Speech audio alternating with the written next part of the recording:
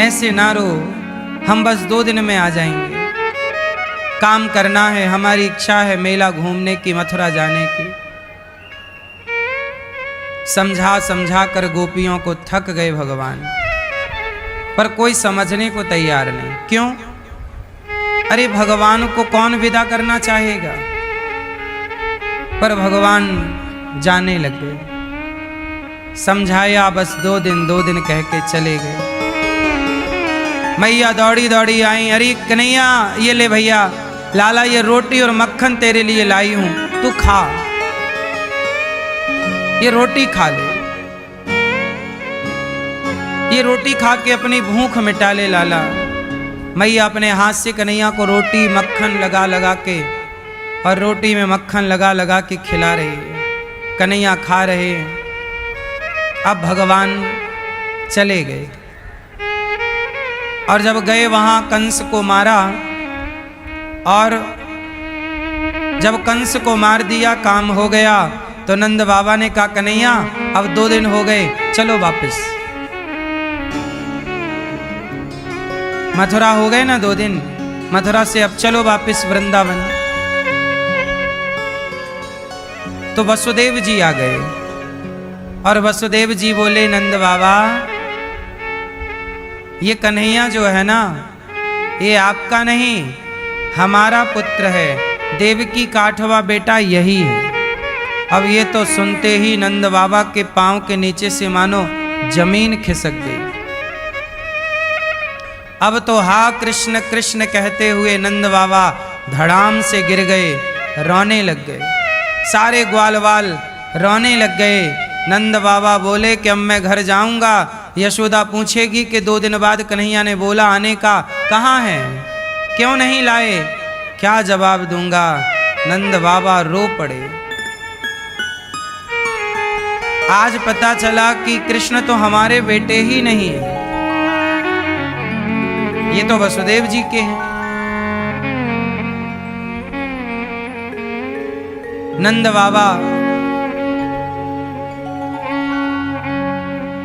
नंद बाबा को लगा कि वसुदेव जी क्या कह रहे हैं। अब किसी के बेटे को, आपके बेटे को कोई आकर कह दे कि ये तो हमारा बेटा है,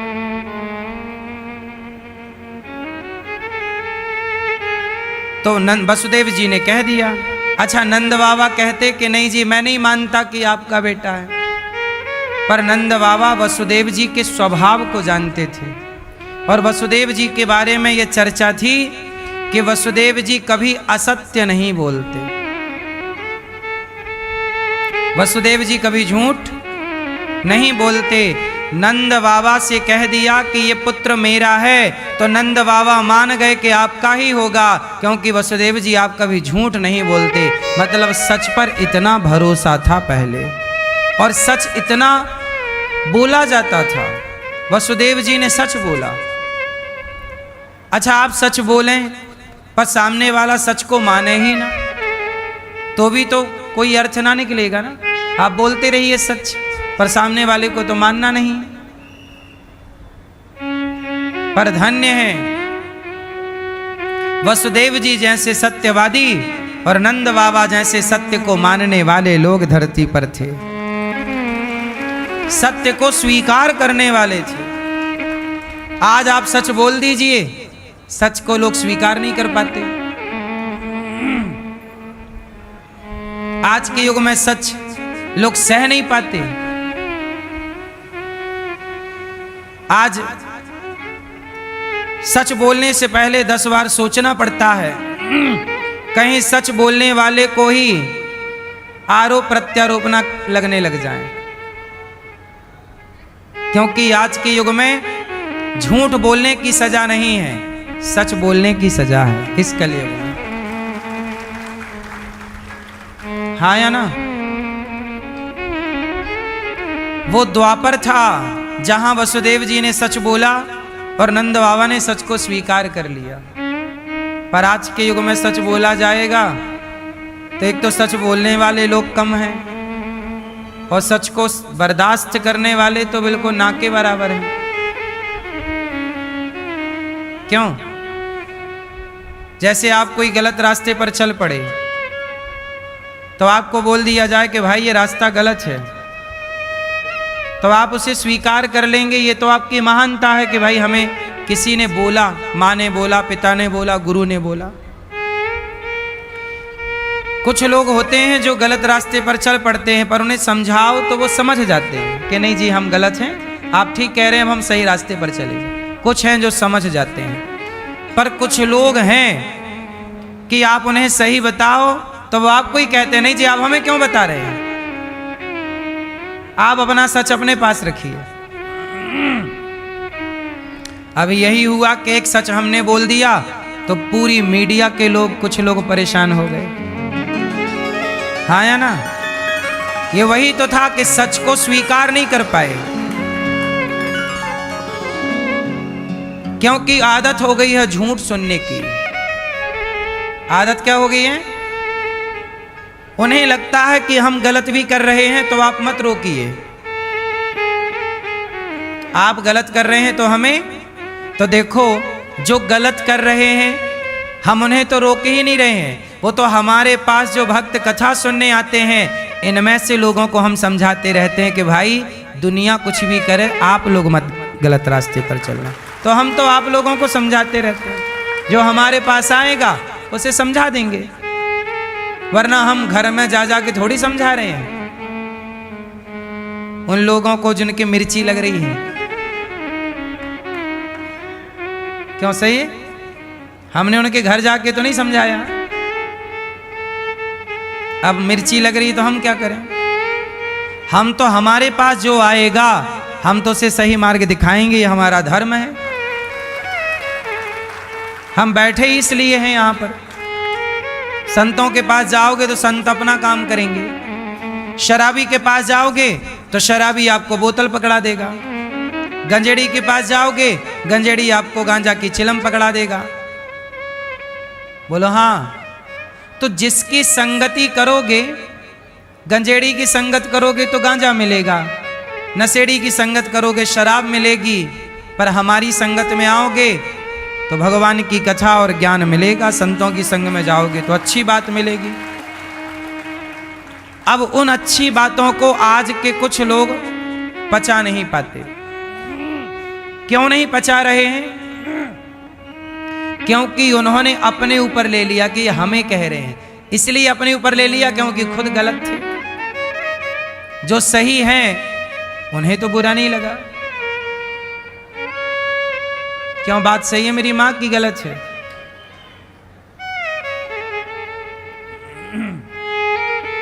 इसलिए आज के युग में आप, अच्छा आप लोग सच सुनने आते हैं हमसे कि झूठ हैं?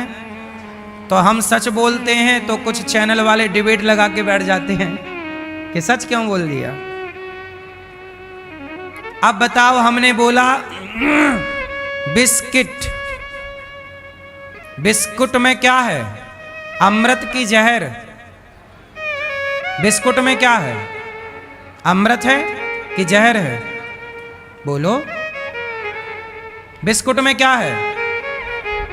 स्वास्थ्य के लिए फायदा है कि नुकसान है बिस्कुट? हैं?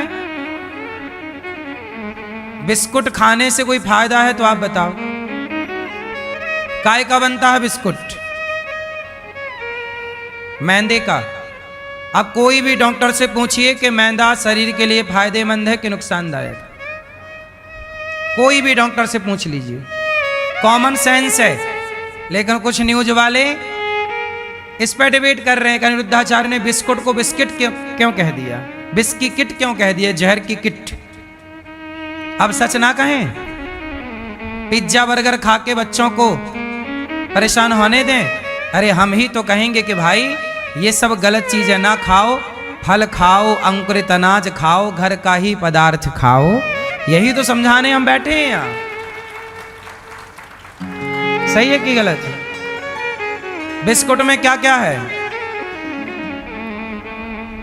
मैदा है, शक्कर है, चीनी फायदा करती है, नुकसान। काय से बनता, घी से बनता बिस्किट के पाम ऑयल से? ये पाम ऑयल क्या है? अमृत है कि जहर है? फिर तीनों जहर मिल गए तो बन गया बिस्किट। तो है कि नहीं बिस्की किट? बोलो। पर आप लोग खूब खाते हैं। अब सारी दुनिया बिस्किट खा रही है। एक अनिरुद्धाचार्य बोल रहा कि बिस्किट ना खाओ, नुकसान होगा। तो अब ये सच कैसे लोग स्वीकार करें? क्योंकि वही खा खा के आप बड़े हुए हैं। सारी जिंदगी झूठ से चलते रहे, आज सच सामने आया कि नहीं जी ये तो स्वास्थ्य के लिए हानिकारक है। क्यों जी?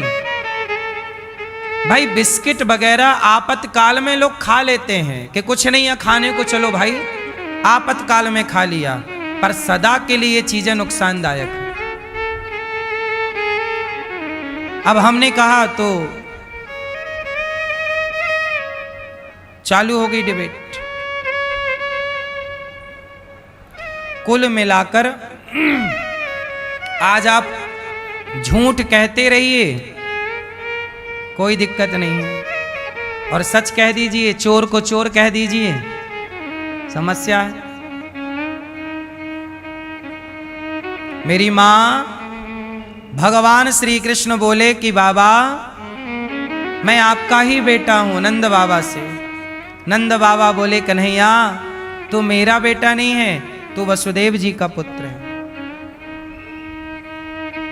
तो किसका पुत्र है? वसुदेव जी का। वसुदेव जी का बेटा है।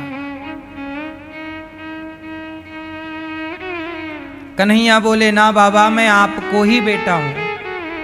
अब नंद बाबा वसुदेव जी से बोले कि वसुदेव जी आपने बड़ी कृपा की कि कृष्ण जैसा बेटा 10.5 वर्ष के लिए ही सही है हमारे पास रहा, कम से कम इतने दिनों के लिए आपने हम पर कृपा की और जगत के पालनहार को आपने हमें सौंप दिया।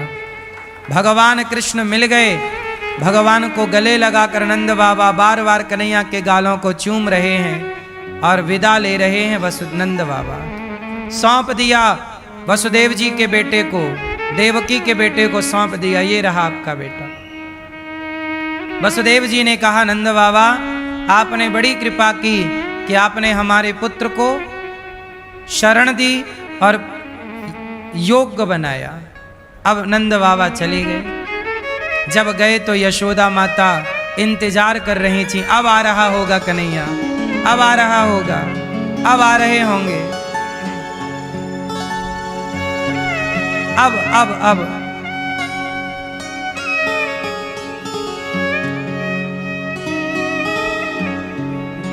नंद बाबा जब आए तो यशोदा मैया ने कहा कन्हैया कहाँ है? नंद बाबा ने कहा कि यशोदा कृष्ण तो हमारा था ही नहीं।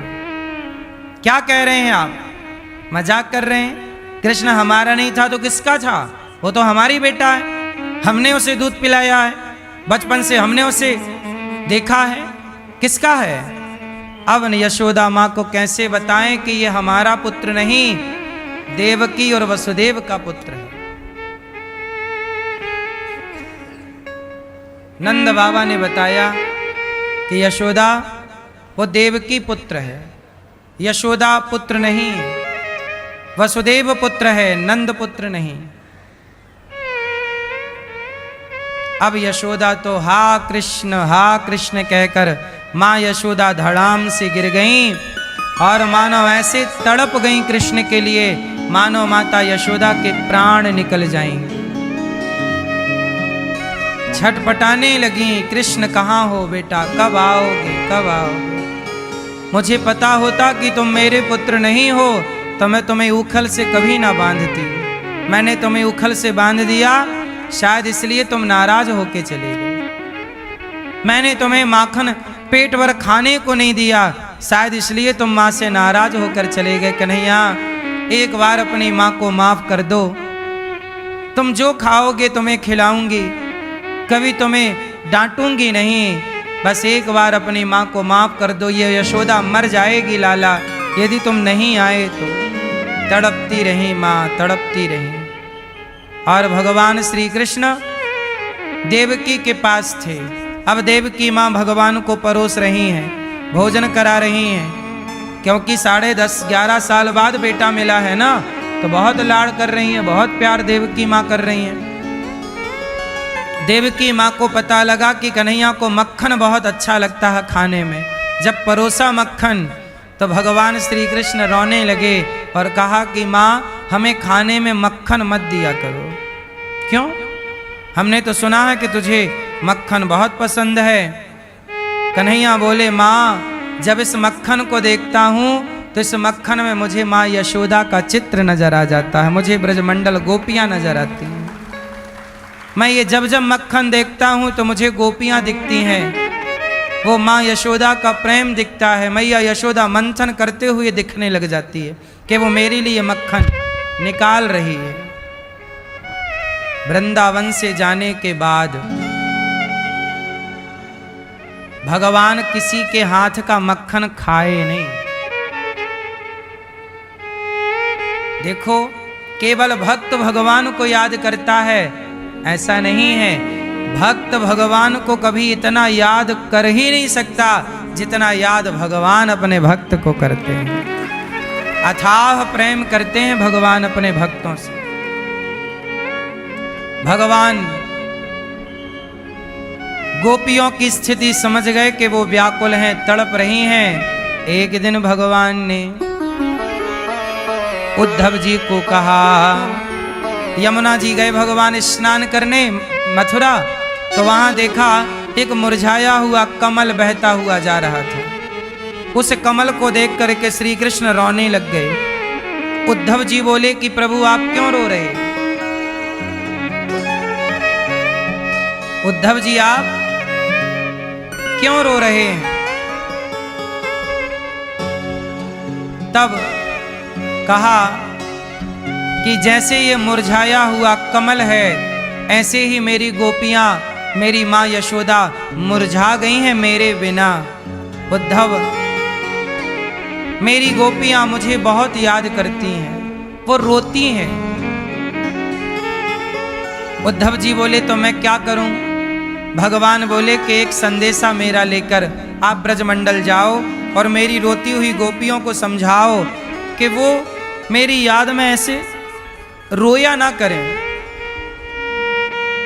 मैं भगवान हूं। भगवान कृष्ण बोले कि मैं भगवान हूं, तो जरा उद्धव जी मेरे उस भगवत तत्व को समझाओ गोपियों को। कहा घनश्याम ने उद्धव से वृंदावन जरा जाना, वहां की गोपियों को ज्ञान का कुछ तत्व समझाना। विरह की वेदना में वे सदा बेचैन रहती हैं, तड़प कर आह भरती हैं और रो रो कर ये कहती हैं। हमारी गोपियां कहती हैं कि बस है प्रेम जगत में सार, है प्रेम जगत में सार और कुछ सार नहीं, केवल प्रेम ही सार है। हमारी गोपियां कहती हैं कि प्रेम ही सार है। उद्धव जी आप थोड़ा ज्ञानी हैं, हमारी गोपियों को जाओ समझाओ, वो रोती बहुत है। उद्धव जी ने कहा अच्छा। कहा उद्धव ने हंसकर मैं अभी जाता हूँ वृंदावन, जरा देखूं कि कैसा है कठिन अनुराग का बंधन। है कैसी गोपियां जो ज्ञान बल को कम बताती हैं, निरर्थक लोक लीला का यही गुणगान गाती हैं। उद्धव जी बोले मैं जा रहा हूं और समझाऊंगा। चले मथुरा से जब कुछ दूर वृंदावन निकट आया, वहीं से प्रेम ने अपना अनोखा रंग दिखलाया। उद्धव जी जब वृंदावन आए तो वृंदावन कैसा था? प्रेम के रंग में भीगा था। प्रेम ही प्रेम था इस वृंदावन में। वृंदावन में क्या है? प्रेम। यहां प्रेम है साहब। इसलिए वृंदावन को जानना हो तो ज्ञान की आंखों से नहीं साहब, प्रेम के चश्मे को लगाकर देखिए तो वृंदावन और वृंदावन के भक्त समझ आएंगे। यदि ज्ञान के चश्मे से देखोगे तो कुछ ना दिखेगा। इसलिए वृंदावन को कौन से चश्मे से देखा जाए? इसलिए वृंदावन के बंदर आपके चश्मा उतार लेते हैं। मानो वृंदावन के बंदर कहते हैं कि अब यहां आ गए हो तो ये चश्मा उतारो और प्रेम के चश्मे को लगाओ और फिर वृंदावन को देखो। इसलिए मानो यहाँ के बंदर चश्मा उतार लेते हैं। कहना चाहते हैं कि वृंदावन आए हो, प्रेम की गली में चलो। हाँ, जो प्रेम गली में आए नहीं, प्रियतम का ठिकाना क्या जाने। जो प्रेम गली में, जो प्रेम गली में आए नहीं, वो क्या जाने साहब। जो वेद पढ़ें और भेद करें, मन में नहीं निर्मलता आए। कोई कितना भी चाहे ज्ञान कहे, भगवान को पाना क्या जाने। जो प्रेम गली में,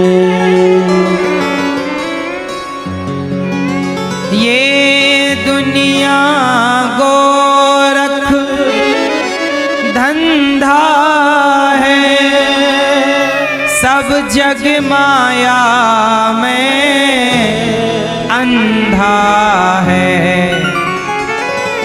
जिस अंधे ने प्रभु को, जिस अंधे ने प्रभु को देखा ही नहीं, वो रूप बताना क्या जाने। जो प्रेम गली में, तो जो प्रेम गली में आए नहीं, प्रेम किया ही नहीं, वो क्या जाने कि प्रेम क्या होता है। प्रेम किसने किया? गोपियों ने किया, भरत जी ने किया। जिस दिल में न पैदा दर्द हुआ, वो पीर पराई क्या जाने। जिसने बेटी को जन्म दिया ही नहीं, जिस पिता ने बेटी को, जिस माँ ने बेटी को जन्म दिया ही नहीं, वो बेटी की विदाई क्या जाने। जो प्रेम गली में,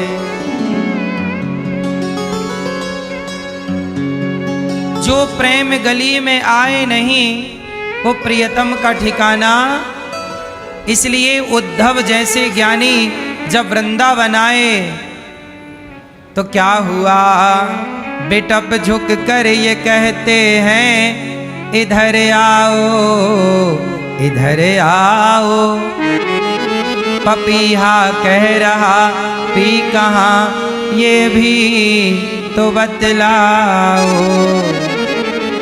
नदी यमुना की धारा शब्द हरिहर का सुनाती है, भ्रमर गुंजार से भी यही मधुर आवाज आती है प्रेम जगत में सार, है प्रेम जगत में सार, और कुछ सार नहीं, केवल प्रेम। इसलिए मेरी माँ उद्धव जैसे ज्ञानी आए गोपियों के पास, क्यों रोती हो? गोपियां बोली, उद्धव आपको क्या दिक्कत है हमारे रोने से? उद्धव जी बोले कि भगवान की याद में रोने से बेहतर है भगवान का ध्यान करो, भगवान तो आपके पास हैं, कण कण में रहते हैं। गोपियां बोली, उद्धव कण कण में ईश्वर रहता है तो जरा तू हमें दिखा दे कि कौन से कण में कहाँ है, जरा दर्शन करा। उद्धव ज्ञान की बातें तो कर सकते थे पर कण कण में दिखा नहीं सकते थे और देख नहीं सकते थे, क्योंकि ज्ञान में इतनी ताकत नहीं कि वो कण कण में ईश्वर को देख ले। ताकत तो प्रेम में ही है जो कण कण में ईश्वर को देखा जा सकता है। इसलिए उद्धव केवल ज्ञान की बातें कर रहे थे कि तुम रोती क्यों हो, वो तो कण कण में है। तो गोपियां बोली, तो दिखा दो, तुम कहते हो कि कण कण में है तो दिखाओ। उद्धव जी ना दिखा पाए, केवल बातें कर पाए। ज्ञानी के पास केवल ज्ञान की बातें हैं, लेकिन प्रेमी के पास केवल बातें नहीं है। गोपियां बोली, उद्धव तुम कहो तो हम तुम्हें दिखाएं, दिखाओ। उद्धव जैसे ज्ञानी कण कण में कृष्ण की बातें कर तो ली पर कण कण में दर्शन ना कराया। पर जब गोपियों ने कहा कि हम आपको कण कण में दर्शन कराते हैं, तो गोपियों के प्रेम के बल पर कण कण से परमात्मा, वो प्रहलाद जैसे भक्त के बल पर खंबे से भगवान प्रकट हो गए। ऐसे गोपियों ने कहा, ये बैठे हैं कृष्ण, उद्धव को वहीं दिखने लग गए। ये बैठे हैं कृष्ण, उद्धव को वहीं दिखने लग गए। तो उद्धव जी ने कहा कि जब कण कण में तुम्हें दिख रहे हैं तो तुम क्यों कह रही हो कि हमें छोड़कर चले गए? गोपियां बोली, उद्धव हमें कृष्ण की याद में रोने में सुख मिलता है। हमें कृष्ण के लिए रोने में क्या मिलता है? सुख। उद्धव जी बोले, ये गजब बात कर दी आपने, भाई रोने में भी किसी को सुख मिलता है क्या? आप बताओ, रोना भी सुख देता है क्या? बोलो मेरी माँ, रोने में भी सुख मिलता है क्या? हाँ या ना? हाँ। कुछ रोना ऐसा है जहां रोने में भी मजा है, सुख है। कहां? संसार के लिए रोना, संसार के लिए रोना दुख देने वाला है, लेकिन भगवान के लिए रोना सुख देने वाला है। देख लो ना, स्त्री रोती है कब? जब आप लोग पैदा हुए थे ना, तब आपकी माँ रोई थी। बिना रोए बच्चा पैदा नहीं होता साहब। सारी स्त्रियों को पता है कि बच्चा पैदा करने में बड़ा दर्द होता है। कई बार स्त्रियां मर जाती हैं डिलीवरी के टाइम, इतना कष्ट होता है। मर जाती हैं, फिर भी पुत्र को जन्म देना, बेटी को जन्म देना स्त्री अपना सौभाग्य मानती है। जब उसका बच्चा उसकी छाती से लिपट कर जब दूध पीता है तो वो सारा दर्द भूल जाती है और अपने बच्चे के प्रेम में भीग जाती है। कितना कष्ट है, कितना दर्द है। यहां तक कि दर्द नहीं आता तो डॉक्टर दर्द के इंजेक्शन देते हैं, और आप दर्द लाने के लिए इंजेक्शन लगवाते हैं कि दर्द आए। इसलिए कुछ दर्द ऐसे हैं जो अच्छे हैं, जैसे पुत्र की प्राप्ति का दर्द, ऐसे ही भगवान को पाने का दर्द, भगवान के लिए रोने का दर्द कन्हैया कन्हैया को एक रोज रो कर पुकारा, कन्हैया तुम्हें एक नजर देखना है। हे गोविंद, भगवान के लिए रोना, रोने का भी एक मजा है साहब, सुख है, पर ये सुख किसे मिलेगा? जो उस प्रेम से पुकारेगा, रोएगा। गोपियां भगवान की याद में रो रही हैं, कृष्ण कब आओगे? उद्धव जी समझा रहे हैं, मत रो, नहीं, हमें तो रोने का सुख मिल रहा है।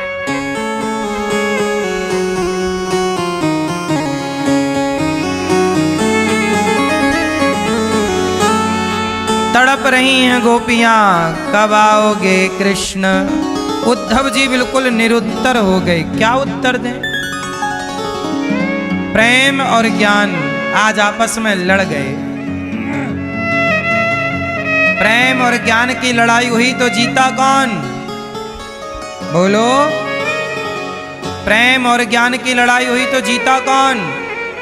कौन जीता? हाँ, ज्ञान की और प्रेम की जब जब लड़ाई होगी तो प्रेम ही जीतेगा, क्योंकि प्रेम ज्ञान सबको हो सकता है, पढ़ लो लिख लो ज्ञानी हो जाओ, पर प्रेम जब लाखों ज्ञानी होंगे तब उन लाखों ज्ञानियों में किसी एक ज्ञानी के भीतर प्रेम जागेगा। इसलिए लाखों ज्ञानियों से श्रेष्ठ एक प्रेमी है। इसलिए शबरी का प्रेम था तो राम आ गए। ज्ञानी तो रावण भी था, रावण जैसे ज्ञानी, लंका जल गई ज्ञानियों की, लेकिन धन्य है प्रेमी विभीषण, मिल गए भगवान। शबरी प्रेमी है मेरी मां, इसलिए भगवान किसे मिलते हैं? राम ही केवल प्रेम प्यारा, जान ले जो जान निहारा।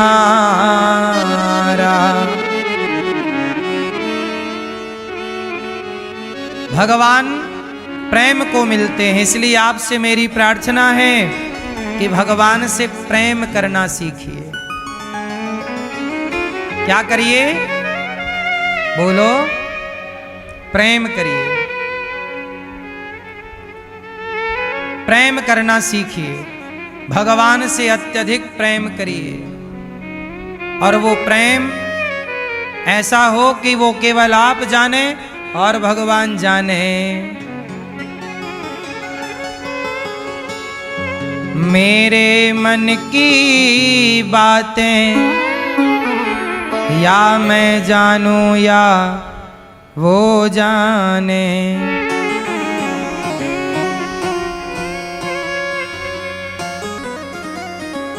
गोपियां कह रही हैं, उद्धव जी हम ब्रज की भोली गवारनिया, ब्रह्म ज्ञान की उलझन क्या जाने, मेरे और मोहन की बातें एक मैं जानूं या वो जाने। हम प्रेम नगर की बंजारन, जप तप और साधन क्या जाने, हम श्याम नाम की दीवानी, नित नेम के बंधन क्या जाने।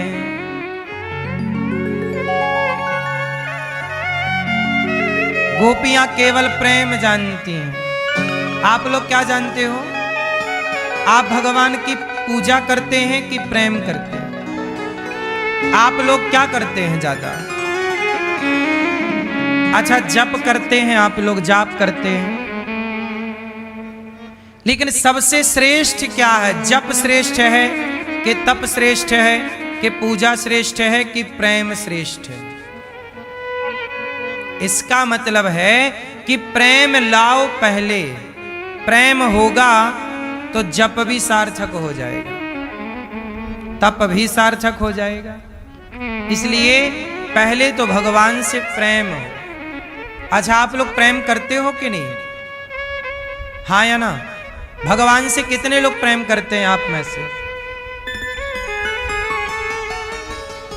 सबने हाथ उठाया तो हम भी उठाए लेते हैं।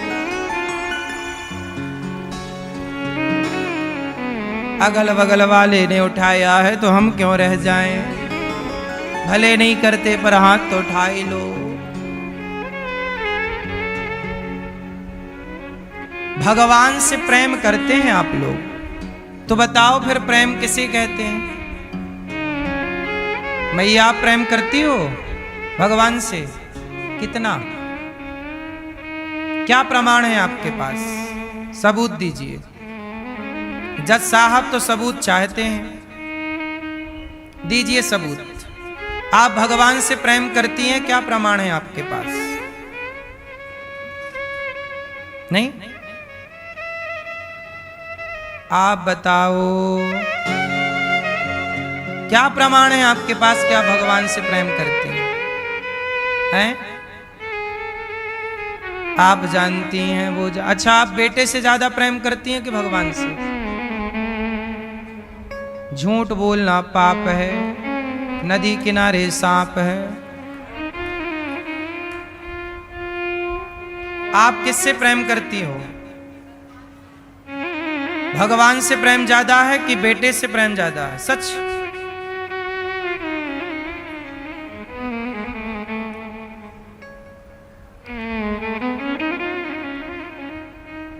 मैया, किससे ज्यादा प्रेम है? पति से कि भगवान से? बोलो। दोनों से ज्यादा? 51 किसका है, 49 किसका है? हैं? कठिन है ना थोड़ा? आप इसे सरल करते हैं। आप लोग कहते हैं कि हम भगवान से बहुत प्रेम करते हैं, पर याद रखिएगा, जब आपके परिवार में किसी की मृत्यु होती है तो आप मृत्यु पर शिकायत किससे करते हो? हे भगवान, तुमने ऐसा क्यों कर दिया? हे भगवान, ऐसा क्यों हो गया? इसका मतलब उस व्यक्ति के लिए शिकायत किससे कर रहे हैं आप? गुस्सा किस पर हो रहे हैं? इसका मतलब प्रेम किससे ज्यादा है? व्यक्ति से। क्योंकि वो व्यक्ति मिला तो आपको लगा सब मिल गया, वो व्यक्ति गया तो आपको लगा सब चला गया। लेकिन भगवान, जितना उस व्यक्ति के लिए लोग रोते हैं, क्या इतना कोई कभी भगवान के लिए रोया? किसी के बेटा नहीं होता ना 4 साल तक शादी के, या 6 साल तक, तो लोग रोते हैं, हे भगवान बेटा कब होगा, हे भगवान बेटा कब होगा। नहीं होता तो लोग रोते हैं, बेटा बेटा बेटा। जितना लोग बेटे के लिए रोते हैं, क्या इतना कोई भगवान के लिए रोता हुआ दिखाई पड़ा? यदि दिख जाए तो वही भक्त है पक्का, वही है। संसार को लोग जरूरी मानते हैं, पर भगवान को लोग जरूरी। संसार के लिए लोग रोते हैं, भगवान के लिए लोग नहीं रोते। बेटा नहीं मिला इस बात का दुख है, पर भगवान नहीं मिले इस बात का कोई दुख नहीं है। 4-6 साल तक बेटा ना हो तो स्त्री पुरुष दोनों दुखी हो जाते हैं कि भाई बेटा नहीं हुआ। लेकिन बुढ़ापा आ गया, अभी तक भगवान नहीं मिले, किसी को कोई कष्ट नहीं है। बूढ़ा गुजिया खा रहा मस्त, और लड्डू खाए जा रहे हैं मस्त, 1 बोतल शराब, और कोई कष्ट नहीं है किसी को। कोई नहीं रो रहा कि भगवान नहीं मिले। बुढ़ापे में भी आदमी, बूढ़ी बूढ़ी मैया कहां रो रही है कि भगवान नहीं मिले? वो तो ये रो रही है कि चाबी कहां चली गई।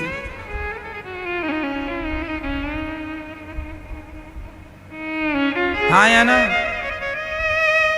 इसलिए जितना प्रेम आप संसार से करते हैं, उतना प्रेम करोड़ों में कोई एक होगा जो भगवान से करता होगा।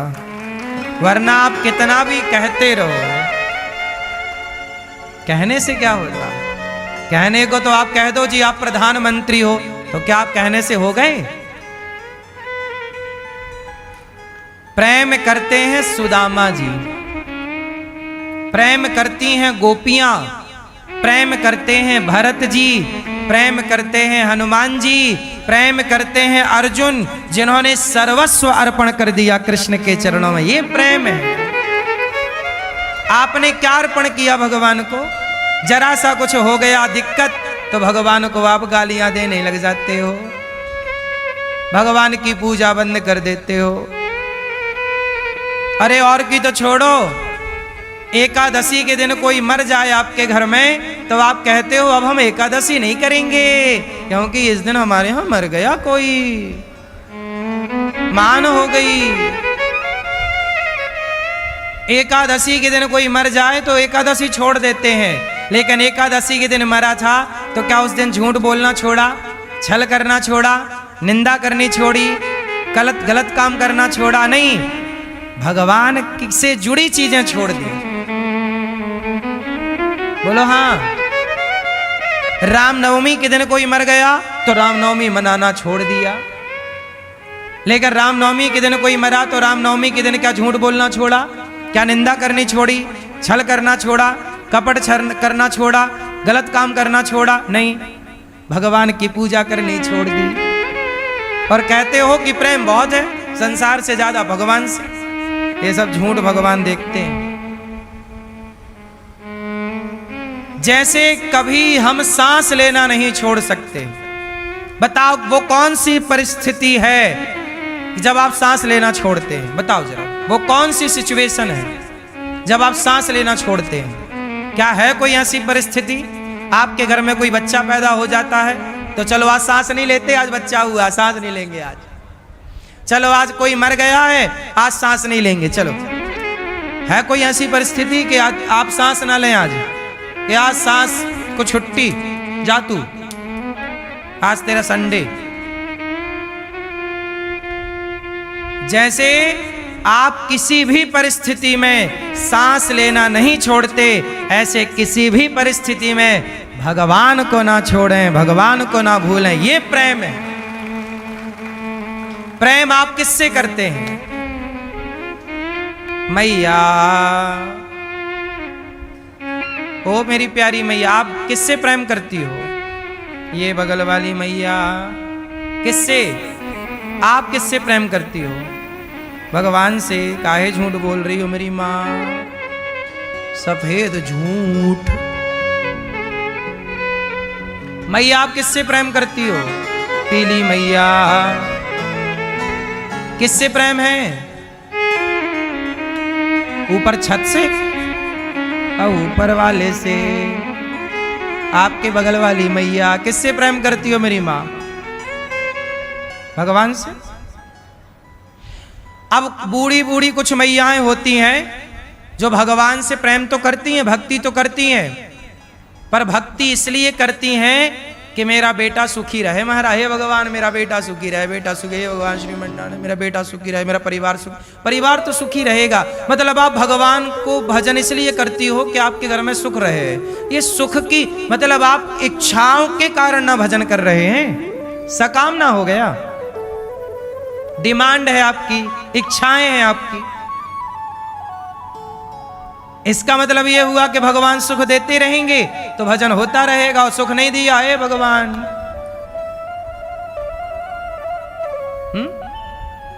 इसलिए आप किससे प्रेम करते हो? मुझे उत्तर दो। आप भैया किससे प्रेम करते हो? किससे? पड़ोसन से?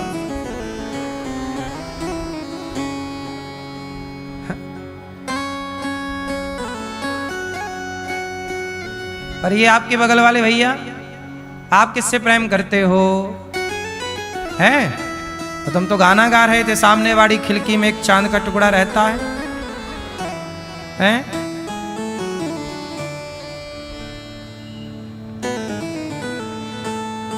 झूठ ना बोलो। आप किससे प्रेम करते हो? आप किससे प्रेम करते हो?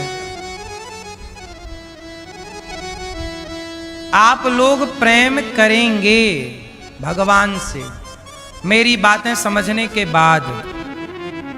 यदि समझ गए तो, नहीं समझे तो फिर नहीं होगा। आप लोग प्रेम करते हैं संसार से। आपको लगता है इससे प्रेम करें, इससे प्रेम। आप लोग किससे प्रेम करते हो सबसे ज्यादा? किससे? हाँ, मां। गलत उत्तर है। सबसे अधिक प्रेम कोई किससे करता है? सब लोगों से प्रश्न है, उत्तर दो। आप सब लोग बताइए कि सबसे अधिक प्रेम व्यक्ति किससे करता है? बोलो, किससे?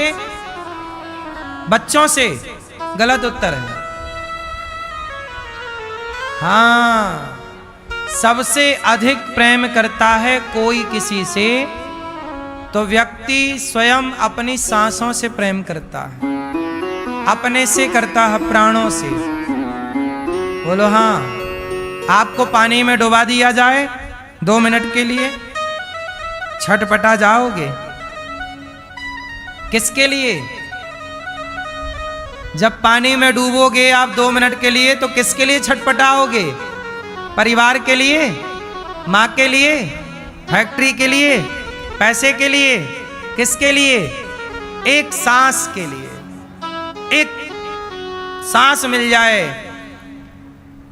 मेरी मां, आप जितना प्रेम अपनी सांसों से करते हैं, अपने प्राणों से करते हैं, इतना प्रेम आपको भगवान से करना चाहिए, सांसों की तरह।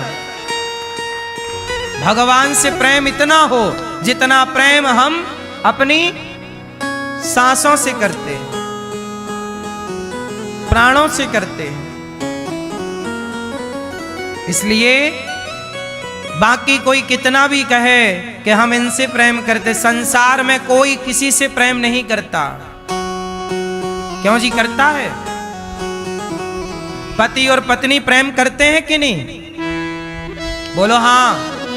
अच्छा बताओ, पति और पत्नी के बीच में प्रेम होता है कि स्वार्थ होता है? उत्तर दो मेरी मां। क्या ज्यादा है? प्रेम है? यदि प्रेम होता तो पति पत्नी का रिश्ता क्यों टूटता? प्रेम होता तो पति के जाने के बाद स्त्री दूसरा ब्याह क्यों करती, या पुरुष दूसरा ब्याह क्यों करता?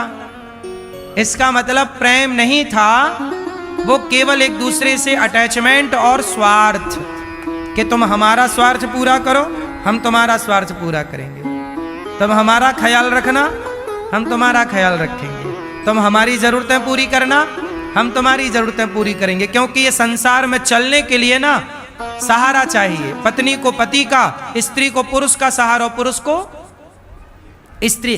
तो ये दोनों ने समझौता कर लिया कि चलो हम पति पत्नी के रिश्ते में रहेंगे और तुम हमारा, हम तुम्हारा साथ देंगे 7 जन्म तक।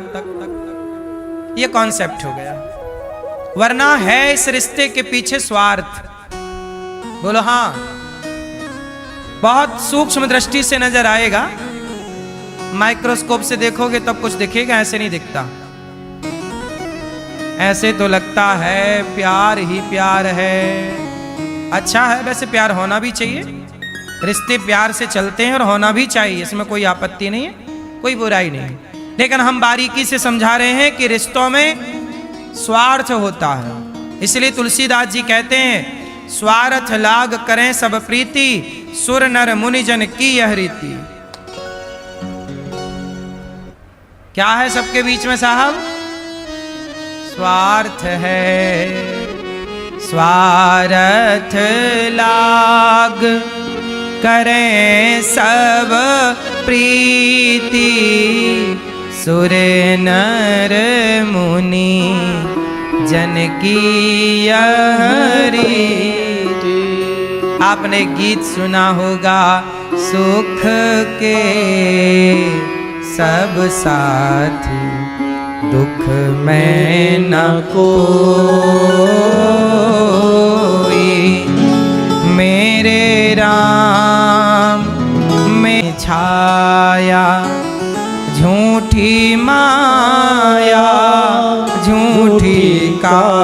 आया। फिर काहे को सारी उमरिया, फिर काहे को सारी उमरिया, पाप की गठरी ढोई। सुख के सब साथी दुख में ना कुछ तेरा ना कुछ मेरा, ये जग जोगी वाला फेरा।